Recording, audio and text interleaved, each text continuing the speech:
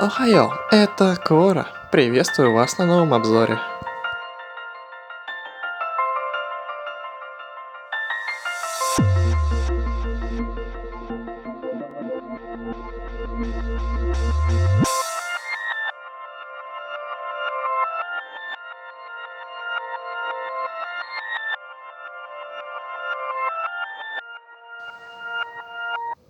Добро пожаловать в ад, Ирума.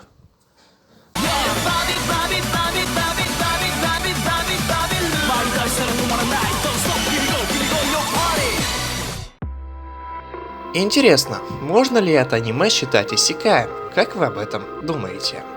Итак, что мы имеем? Главный герой — это человек, попавший в ад, где живут только демоны. Он должен жить наравне с ними, а там еще и дедушка оказался какой-то большой шишкой и непростым демоном, заставляет его выделяться. Я напомню, что демоны в этом мире едят людей, что довольно проблематично для главного героя. Похоже, чтобы главного героя не поработили, он должен стать сильнее, чем демоны, которые его окружают. Но стоп, он же человек. В этом и заключается абсурдность картины, из-за чего и есть интерес к просмотру. Аниме было написано по манге 2017 года и включает в себя такие жанры, как комедия, демоны, фэнтези, школа, сёнэн и сверхъестественное, среди которых наиболее выделяется комедия, демоны, фэнтези и школа. Оценка данного аниме 7,7 из 10, моя личная доходит до 8. Связано это с тем, что рисовка на уровне последнего сезона Гентамы. А если еще и учитывать, что и то, и это делает одна и та же студия, то непроизвольно проявляется уважение к таким личностям, как Макото Мориваки. Я бы посоветовал его смотреть всем. В отличие от этот герой неуязвим, но очень осторожный. Ссылка сверху справа. Ирума будет интересен большинству аудитории. Также тут есть подобие романтической ветви, что делает аниме актуально для шиперов. Но, несмотря на это, юмор может быть не актуален для каждого. Кто-то, как я, будет гоготать над каждым стёбом над кем-либо, а кто-то, как One Punch Man, будет смотреть и не понимать, зачем он это делает. Раз уж мы начали с нюансов, продолжим. Сюжетная ветка данного аниме практически не двигается, в отличие от Наруто, который перемещался по всей Конохе, или Асты из Черного Клевера с аналогической ситуацией. Практически все действия данного аниме происходят в 3 локациях: школа-особняк и дорога от школы к особняку. Не скажу, что это плохо, но локации можно было сделать и побольше. Упор аниме постепенно идет на повседневность, хотя странно, что в списках жанра такого нету. Это был бы отличный сёнэн, будь тут немного больше экшена, чем 2-3 раза за 12 серий. Теперь к персонажам. Среди них наиболее заметных я выделил только 6. Ирума Судзуки – главный герой данной пьесы. Элис Асмодей – это главный помощник, как я понимаю, главного героя. Клара Валак – это подружка главного героя, не спрашивайте. Кальего Набери – это фамильяр-учитель. Асабло Сабнак – это соперник главного героя. Эмили Азазель... ну, кто-то... Я, правда, не знаю, как ее описывать, но она оказалась в этом списке. Каждый из них по-своему уникален и вроде бы несет какой-то смысл в сюжете. Небольшая пометка с моим мнением по поводу этого аниме. Опенинг довольно прикольный, не скажу, что он суперский, по ушам не давит, и на то спасибо. Эндинг неплохой, но не более. Персонажи довольно простые, сюжет медленный, юмор относительно забавный, ну, с просмотром также. Хотя, опять же, в отличие от того же Доктора Стоуна, от которого мы все кричим: «Ура! Вышла новая серия!»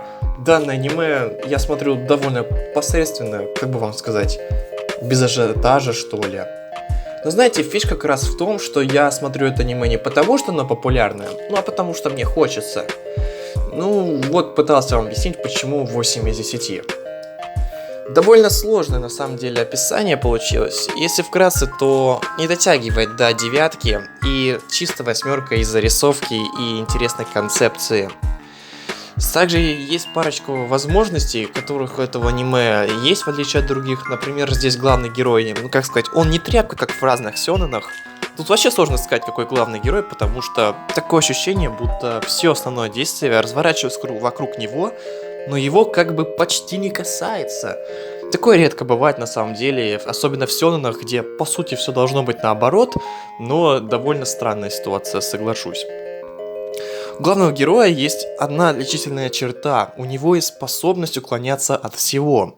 От всего, что в него летит. Он эту способность выработал чистым опытом. На самом деле забавно, потому что такого никогда не было. И видеть, как он уклоняется от тех атак и не может дать сдачи, тоже местами интересно.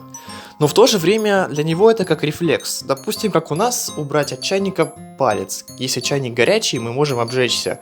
Ну, не знаю, кто к чайнику прикасался горячему, тот поймет. В то же время в нашей ситуации немножко наоборот. Он этот инстинкт должен подавить. То есть, например, влетит в него что-то, он не должен уворачиваться, потому что тогда в некоторых ситуациях это сыграет с ним плохую шутку. Например, если он сражается с уважаемым противником, то он должен принять удар, иначе его не будут считать всерьез, или может показаться, что он не считает всерьез противника. Похоже было в первой серии или во второй, я походу честно не помню, но оно было, да.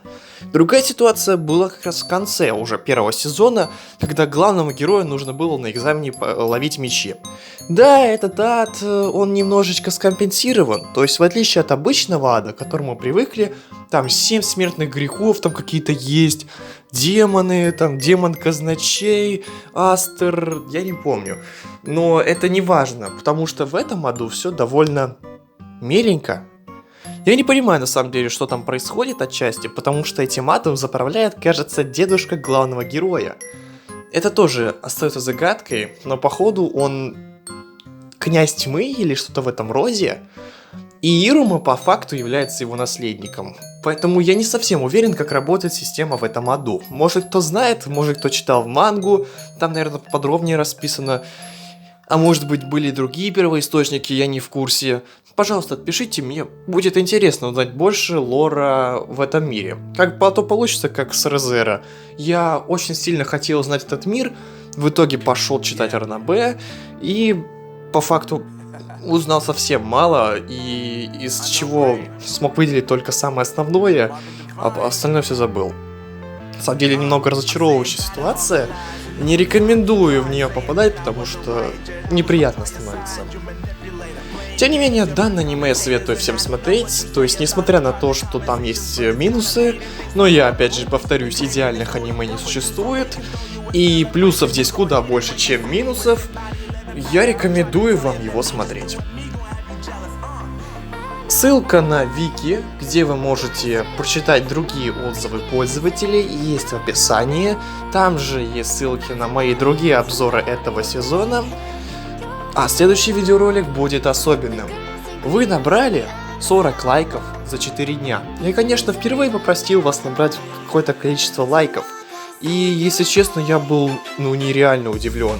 Потому что сейчас под тем видео уже 50 лайков. Это прям большой скачок для меня, если честно.